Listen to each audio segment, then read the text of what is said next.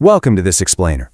Okay, let's just jump right into it. Today, we're unpacking a deeply emotional story that kicks off with this incredibly chilling yet oddly beautiful mystery. It's a narrative that really shows us how our past trauma can suddenly collide with these totally unexpected moments of grace. We're going to be diving deep into the mystery behind Sarah's message, an anonymous late-night text that literally changed the course of one young woman's life.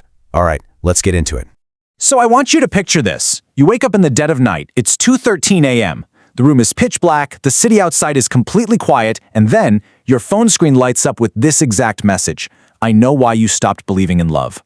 Now, for Sarah, this wasn't just some random spam text, right? This was a message that somehow pierced straight through this massive veil of absolute secrecy she had set up, because literally no one knew what had happened to her. No one except her. Her deepest, most painful secret was supposed to be completely hidden from the entire world.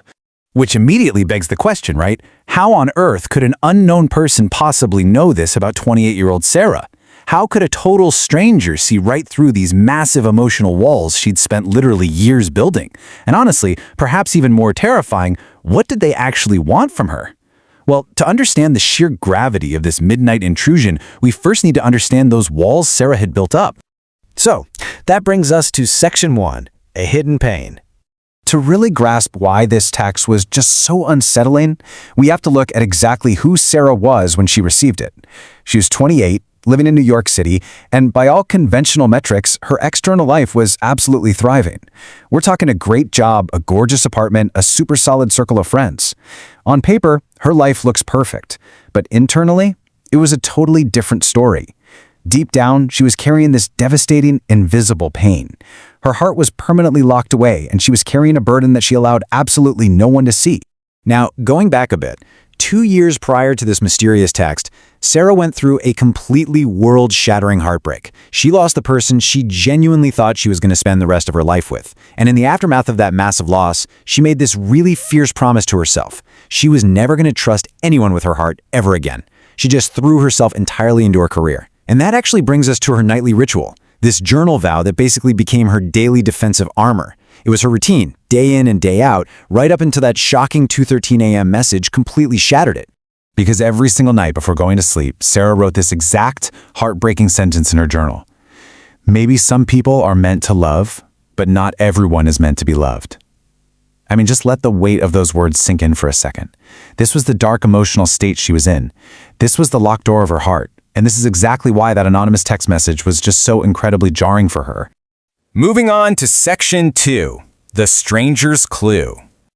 So after that initial 2:13 a.m. shock, the stranger sends this follow-up text. It says, "Don't let one person's mistake make you lose faith in everyone."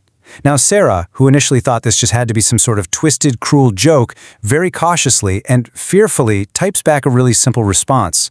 "Who are you?" You can only imagine the tension of sitting there staring at those typing bubbles in the dark. It must have been unbearable. A few seconds go by, and this message pops up on her screen. Someone who knows you are still waiting for the right person.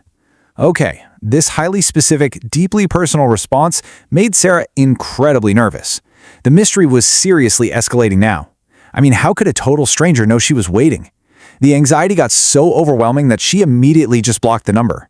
She was desperately trying to shut this terrifying mystery down so she could just go back to her protected, isolated little world.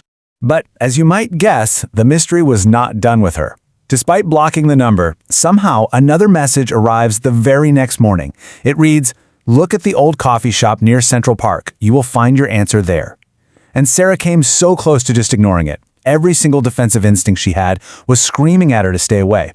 But there was this really quiet voice inside her, maybe just a tiny sliver of hope she hadn't managed to completely extinguish yet, that told her she had to go. She had to leave the safety of her apartment and finally face this unknown sender.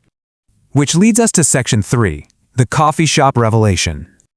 I kind of want you to walk with Sarah here as she nervously navigates through the busy streets of New York, heading straight towards Central Park, with absolutely no idea who or what is waiting for her. And when she finally arrives at that old coffee shop, she doesn't find some mysterious hacker or cruel prankster. Instead, she sees an old man, sitting all alone. And as she walks up to him, he just smiles at her and delivers this immediate, chilling confirmation. He says, "I knew you would come." Obviously bewildered, Sarah asks the only logical question you could ask in that situation. "How do you know me?" And the old man just looks right at her and drops an absolute bombshell. He says, "Years ago, my daughter was the person who broke your heart."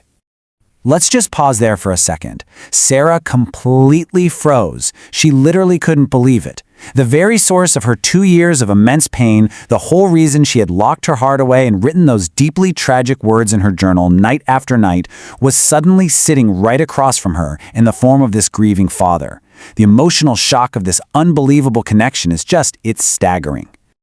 And just like that, the entire narrative pivots from this tense, scary mystery to a profound tragedy. The old man kept speaking, revealing his daughter's truth. He explained that his daughter had made some huge mistakes. She had deeply hurt someone who truly loved her, meaning Sarah. But then came the most heartbreaking revelation of all. His daughter had passed away. And before she died, she carried this immense, heavy regret for losing someone who had cared so deeply about her. As Sarah's eyes filled with tears, it hit her. This stranger wasn't there to drag her back into her past trauma. Not at all. He was a father delivering his late daughter's final amends, just trying to help Sarah heal. And that brings us to section 4, opening a locked door. So the mystery of the text was finally solved, but the real purpose of the message was actually just beginning. This stranger was offering her the key to heal her future. The old man looked at Sarah and shared this incredibly profound piece of wisdom. He said, "Sometimes we close our hearts because someone hurt us, but a locked door can also keep happiness outside." Honestly, take a quick moment to reflect on your own emotional defensive walls here. We all build them, right? We all try to protect ourselves after a bad experience. But this brilliant metaphor is such a great reminder that the very walls we build to keep the pain out are simultaneously blocking the joy from getting in. And hearing those words, it fundamentally changed Sarah's life. And just look at how beautifully Sarah actually applied this lesson. A few months later, she started a brand new chapter and actually met someone new.